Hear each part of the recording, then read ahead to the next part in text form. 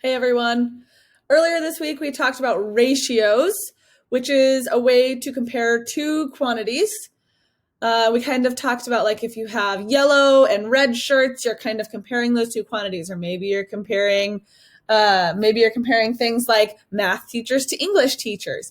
So we are now talking today about a very specific type of ratio. You're still comparing two quantities, but we are talking about rates today. And you might have heard the word rate before. Sometimes we hear the word rate when we're talking about like, oh, what's their rate?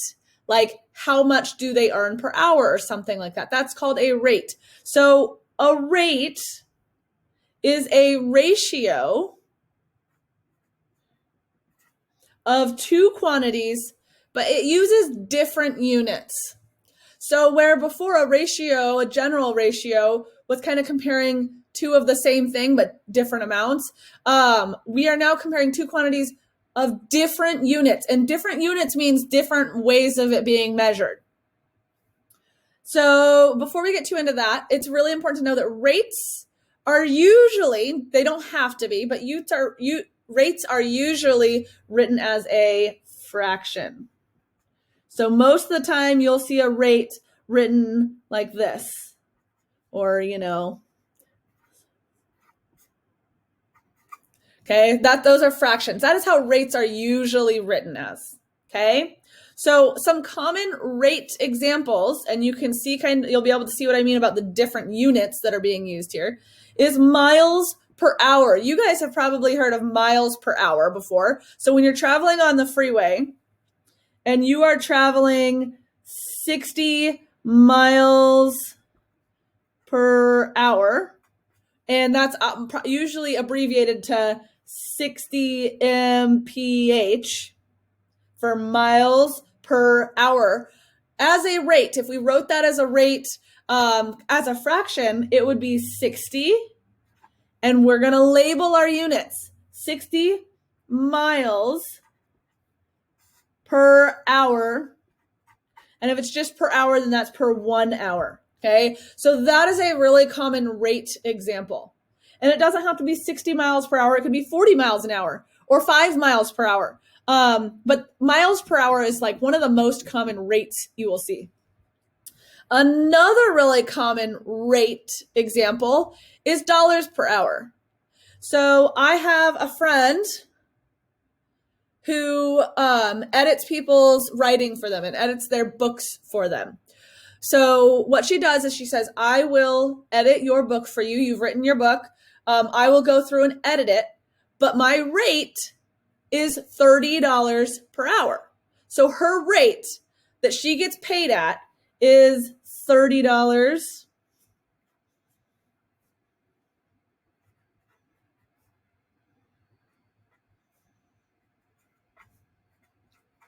which would kind of look like maybe $30 per hour. That's how people write it sometimes. But how we're going to write it is $30, and you can write it with the dollar symbol like that, per 1 hour. So that is her rate. That is how much she gets paid for editing these people's books. So she can use her rate, $30 an hour, to estimate how much it'll cost for her to edit someone's book or article. When you get your first job, your rate will probably be minimum wage. Minimum wage is it might be more now, but about $10 per hour. So for every hour, you earn $10. That's a pretty common rate or wage for a first job. All right. So we're going to practice writing a couple of these rates. And remember, we are going to write these as fractions. Now, just because we're writing them as fractions, it doesn't mean it's never written another way. We are just going to be writing these ones as fractions. Okay, so a car travels 110 miles in 2 hours. This is a rate because we're comparing two different things, miles and hours. Okay, so remember back to ratios. When we were writing ratios, whatever they gave us first we had to write that first in our ratio. Same thing here. If it's asking for 110 miles in 2 hours, we are going to write 110 miles, and it says to write it as a fraction. So we're only going to write it as a fraction in 2 hours. Okay, so that's how you would write the rate for 110 miles in 2 hours. I want you to think about this one. Miss Howard grades 23 assignments in 50 minutes. We're going to write a rate for this because this is different units of measurement. 23 assignments, that's a different unit than minutes. So we're going to write this as a rate, as a fraction. So think to yourself, what would go on top of this fraction? What comes first? And what would go on the bottom of this fraction? What would be in the numerator? And what would be in the denominator? So it says 23 assignments. That's the first amount. So 23 assignments in 50 minutes.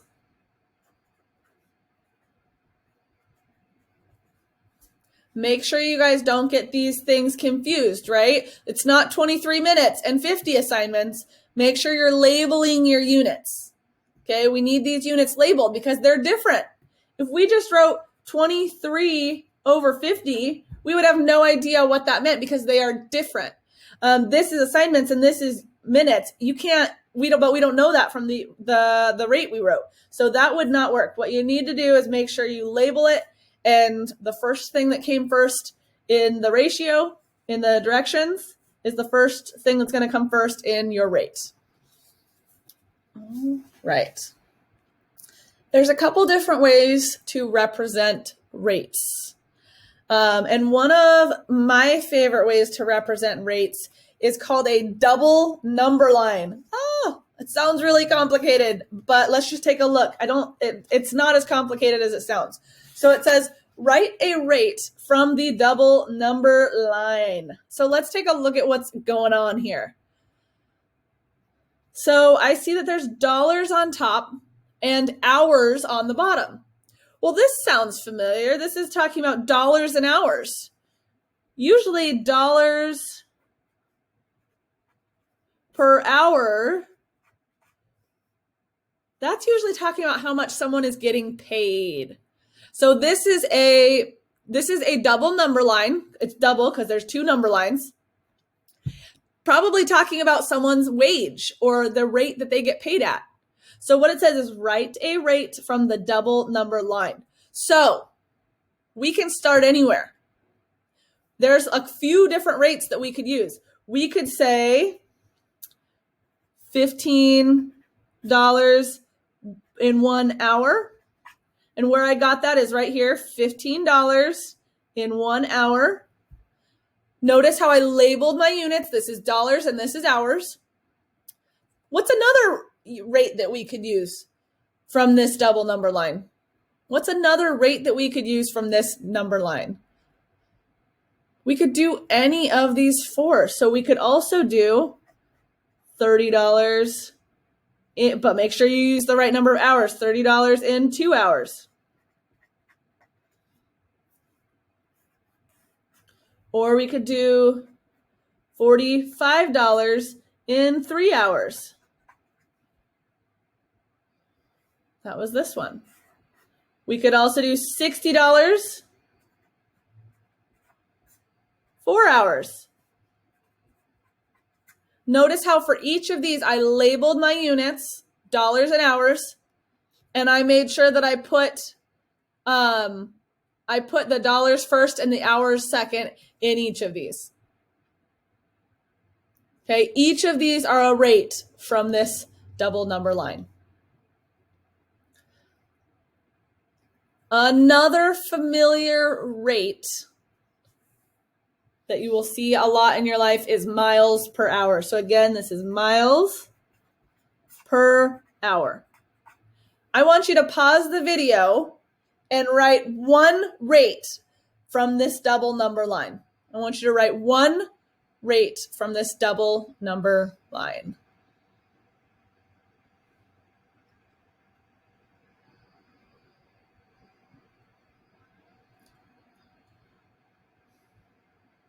All right. Hopefully you paused the video and wrote at least one rate from this double number line.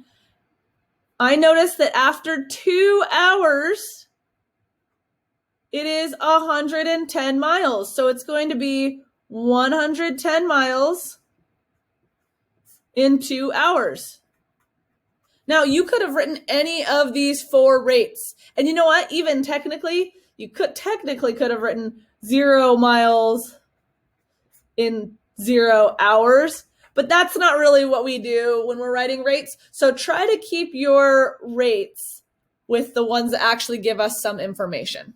So the other ones you could have written were 220 miles in 4 hours. Or we could start abbreviating. If we're like, oh my gosh, that's a lot of writing. We could abbreviate to, let me get this straightened out here. We could abbreviate to, dun, dun, dun.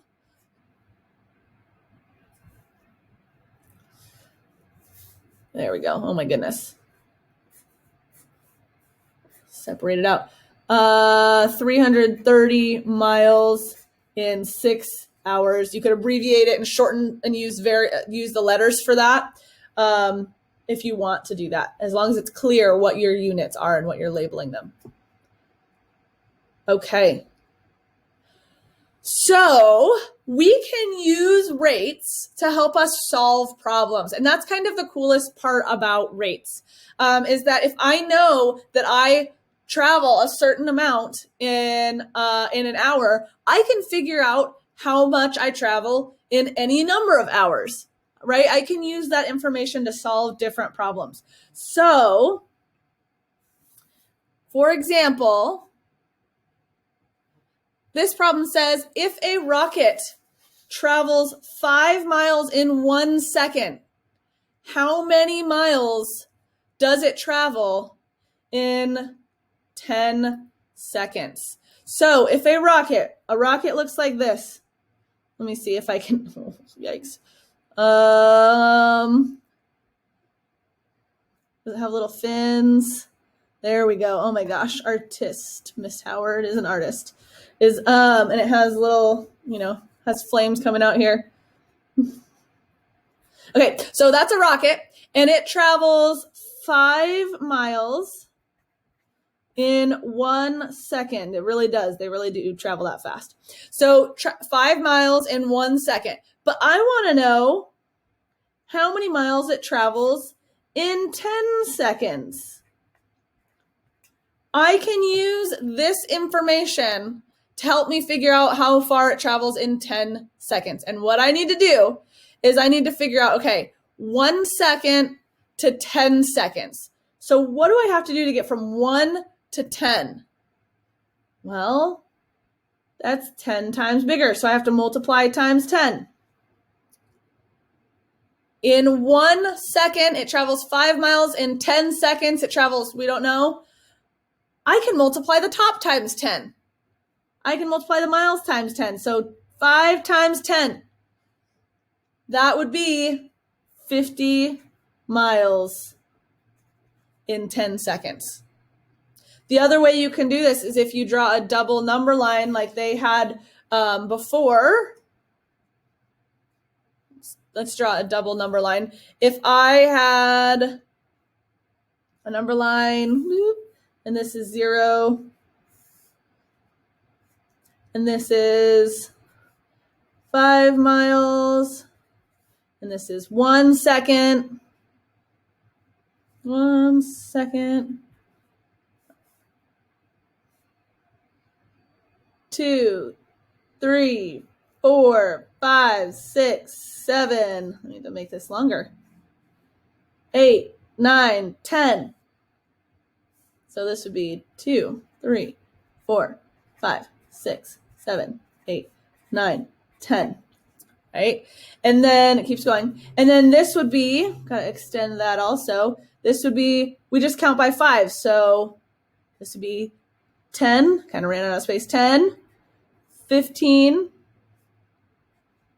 16, no, not 16, 20, oh my gosh, can't count by ones all of a sudden, Miss Howard, 20, 25, 30, make sure this is clear that these are connected.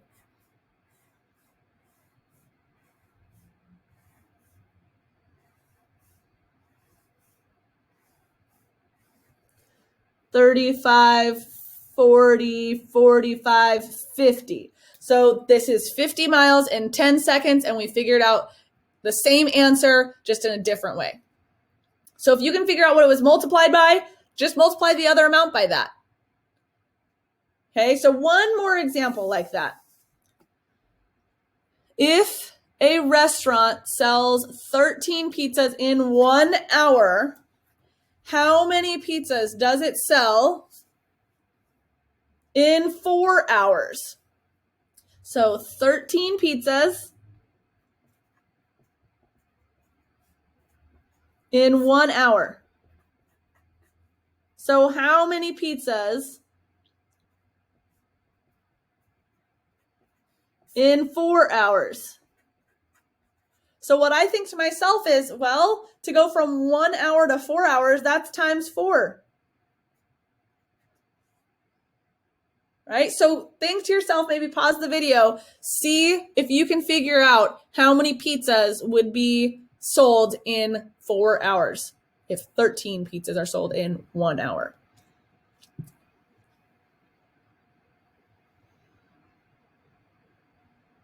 All right. So hopefully you paused and figured that out. There's two ways to figure this out. Is I can either multiply or add. I can do, you could also do a double number line again. And in fact, let's go ahead and do that. So this is going to be pizzas. And this is going to be hours.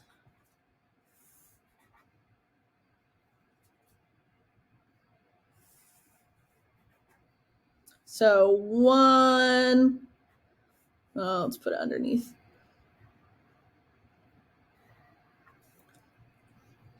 1 hour, well, that's 1 hour. 2 hours, 3 hours, 4 hours. And so after 1 hour, it had 13 pizzas. 2 hours, we would add another 13, so it'd be 26. 3 hours, add another 13, that would be 39. And 4 hours, you would add another 13, so that would be 52. Okay, so this would be 52 pizzas because you multiply the 13 times 4. Now, if you don't want to draw the whole number line, you can just do this. 13 times 4 and do 4 times 3 is 12. We can't fit 12 down here, so we have to regroup the 10. 4 times 1 is 4 plus 1 is 5, and that also gives you 52. The other way you could do it is 13 plus 13 plus 13 plus 13, and that would also give you, that would be 12, regroup the 10, 52. Okay, so any strategy that you use, but the main part is this is 1 times 4 to get 4 hours, so you have to multiply this by 4 as well. Okay, 1 times 4 to get 4 hours, 13 times 4 to get the 52 pizzas. Okay, so this does take some problem solving and thinking and slowing down and making sure you understand what is being asked of you. Make sure that you're doing that as you go through and work through these problems.